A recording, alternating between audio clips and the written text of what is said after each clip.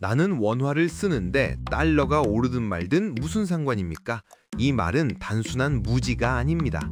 달러가 오를 때마다 여러분의 월급은 실질 가치를 잃고 장바구니 물가는 올라가며 대출 이자까지 더 늘어난다는 사실을 모른다는 뜻이기 때문입니다.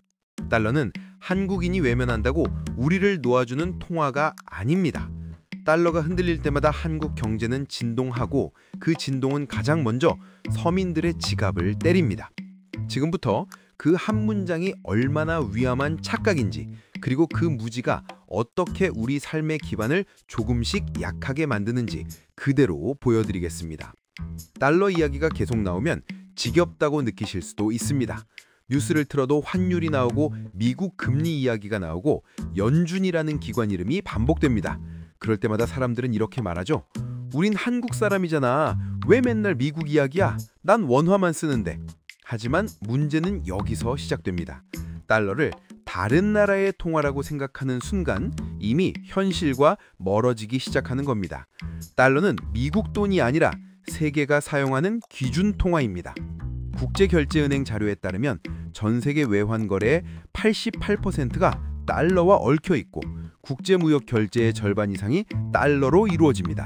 다시 말해 우리가 달러를 잊고 살아도 달러는 우리를 잊지 않습니다. 달러가 오르면 가장 먼저 흔들리는 것은 원자재 가격입니다. 기름, 금속, 곡물, 에너지. 이 모든 것들은 국제시장에서 달러로만 거래됩니다. 한국은 이 중 대부분을 수입하고 있습니다.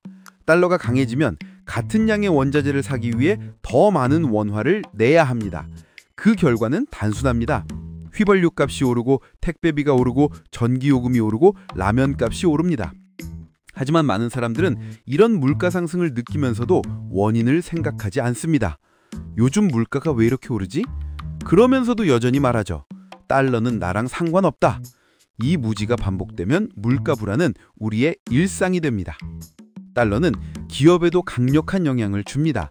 한국의 대기업 대부분은 수출 기업이고 수출 계약은 대부분 달러로 이루어집니다. 달러 강세는 수출 기업의 매출과 이익에 직접적인 영향을 주고 이는 곧 임금, 고용, 투자에 영향을 미칩니다. 기업이 투자하지 않으면 일자리가 줄어들고 일자리가 줄어들면 가계의 소비는 약해집니다. 가계의 소비가 줄어들면 다시 기업의 매출이 줄어들고 결국 경제가 둔화됩니다.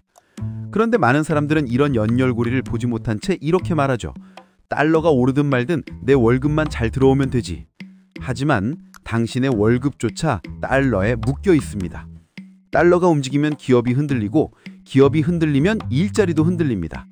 당신이 원화를 받는 이유는 기업이 달러를 벌어오기 때문입니다. 달러의 영향권은 금융시장에선 더 강력하게 작동합니다. 한국 주식시장, 채권시장, 부동산 시장 모두 외국인 자금과 연결돼 있습니다. 그 자금의 기준은 당연히 달러입니다. 미국 금리가 올라가면 달러 자산의 매력이 커지고 외국인들은 한국 시장에서 돈을 빼갑니다. 돈이 빠져나가면 주식시장은 떨어지고 국채 금리가 오르고 대출 금리도 같이 상승합니다. 그런데 사람들은 금융 뉴스가 어려워 보이면 바로 귀를 닫습니다. 주식 안 하는데 환율이랑 무슨 상관이야? 하지만 주식시장이 흔들리면 국민연금이 흔들리고 연금이 흔들리면 노후가 흔들립니다. 금리가 오르면 전세대출부터 주택담보대출까지 모두 흔들립니다. 이 모든 충격 뒤에는 달러라는 조용한 중력이 있습니다. 달러의 힘은 개인의 소비와 생활에 깊숙이 영향을 줍니다. 해외 직구, 여행, 유학, 수입품 구매는 말할 것도 없습니다. 하지만 이것은 표면적인 영향입니다. 더 본질적인 문제는 국가의 구매력입니다. 달러가 강해지면 원화는 약해지고 원화가 약해지면 한국이라는 나라 전체가 세계 시장에서 살 수 있는 것의 양이 줄어듭니다.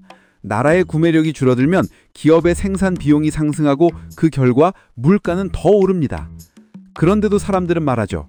나라 경제가 어려워도 나는 그냥 내 삶 살면 돼. 하지만 국가의 구매력이 떨어지는 순간 개인의 삶도 함께 무너집니다. 국가의 경제 체력이 개인의 삶을 떠받치고 있기 때문입니다. 문제는 여기서 끝나지 않습니다. 사람들이 달러와 나를 분리된 존재라고 생각하는 순간 더 큰 문제가 발생합니다. 그 무관심이 바로 한국 경제의 가장 약한 고리가 됩니다. 경제에 대한 이해도는 국력과 직결됩니다.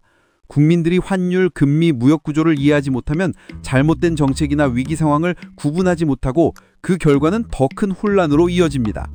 무지는 언제나 비용을 청구합니다. 그 비용은 세금, 물가, 실업률, 성장률이라는 형태로 돌아옵니다. 결국 우리는 이 사실을 마주해야 합니다.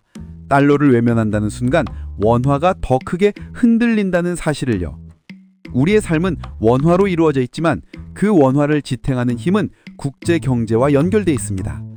달러를 이해하는 것은 미국을 이해하는 게 아닙니다. 우리가 쓰는 돈의 미래를 이해하는 일입니다.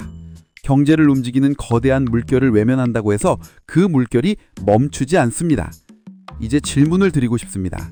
우리는 정말로 원화를 쓰기 때문에 달러와 상관없다라고 말할 수 있을까요?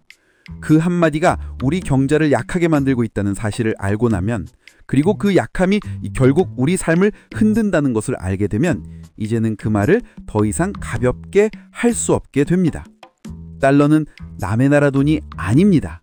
달러는 우리가 매일 쓰는 원화의 힘을 결정하는 보이지 않는 기준입니다. 달러를 이해하는 순간 우리는 비로소 원화를 이해하게 됩니다. 오늘 이야기는 여기까지입니다. 이야기가 들을만 하셨다면 구독과 좋아요, 그리고 여러분의 생각을 댓글로 부탁드리겠습니다. 감사합니다.